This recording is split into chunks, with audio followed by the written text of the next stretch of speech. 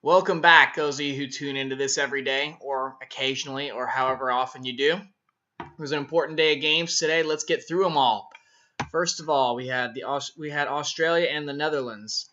When the Netherlands scored first, and it was a really well taken goal by Arjen Robben, I thought it was just going to be the beginning of a dominant performance by them. But then we saw an incredible strike by Tim Cahill, best of the tournament so far, and it's going to take a really special strike to be better than that.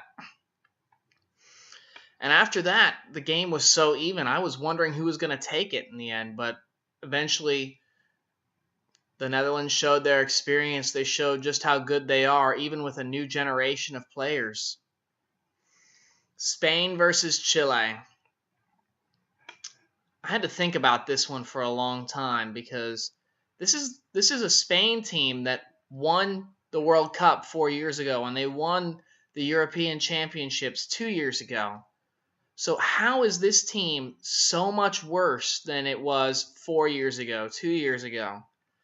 And I could only come up with two real ways that I can see that they're not as good as they used to be. Center of midfield. They used to have Xavi, and in the first half they tried Xabi Alonso, and in the second half they replaced him with Koke. Spain's always been about keeping possession and having really crisp and clear passing in the midfield, and Xavi was just the master of that alongside Iniesta. Iniesta still is around, but I just don't see that Alonso or Koke were the kind of player that could fill Xavi's boots. I feel like a better choice for that position would have been Juan Mata or Cesc Fabregas. They might have gotten a little bit more production out of those two. But I'm not saying that Alonso and Koke were bad. I'm just saying they're probably not the kind of player in that position that Spain really needed. Second position I saw was up front. Spain had Diego Costa. Now, Diego Costa just came off a blisteringly good season with Atletico Madrid, scoring goals for fun. But Spain is used to having David Villa in that position, and with Spain's style of play, I feel like it's more suited to a smaller, slighter, quicker player who makes really good runs off the ball, whereas Costa is more of a larger, hold-up position kind of guy. And so I feel like if they had somebody like David Villa or somebody like that up there, they might have done a little bit better. But Spain is out and Chile moves on. After these games today, we now know that Group B will have the Netherlands and Chile advance. Congratulations to those two teams and their fan bases, the coaches and players. They really deserve it. They've shown that they deserve to be in that last 16, and they will be there. Spain and Australia are out, and it's unfortunate because neither of these two teams, well, Spain played bad, but Australia played good. Croatia versus Cameroon. Alex Song.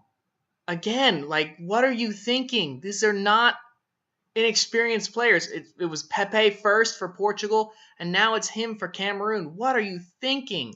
Just punches the Croatian player right there in the back. And after that, there was only going to be one team capable of winning that game, and it was a master performance by Croatia. Fully deserved that win. Tomorrow's games, we have Colombia and Ivory Coast. Both of these teams played really, really well in their first games, and I've been impressed by both of them. But I expect to see James Rodriguez and Colombia win this one 2-1. Uruguay versus England. Both these teams lost and looked pretty bad in their first games. But I think that Uruguay has a little bit more quality in their squad than England does. So, pains me to say this, but Uruguay wins this one 2-0. And England looks like they're probably going to follow the Spanish back to Europe early. Japan and Greece. I expect a really, really tough game out of this one, a really close game. I think Japan in their first game were a little bit better than the Greeks were in their game. So because of that, I suspect that Japan will win this one 2-1. Thank you for tuning in. I hope I'm not becoming redundant or boring. And if you want to see other things, if you think I can do something else that would be a little bit more exciting, if you think I should do the Australian accent again, then you can leave me a comment down below. I will see you guys tomorrow.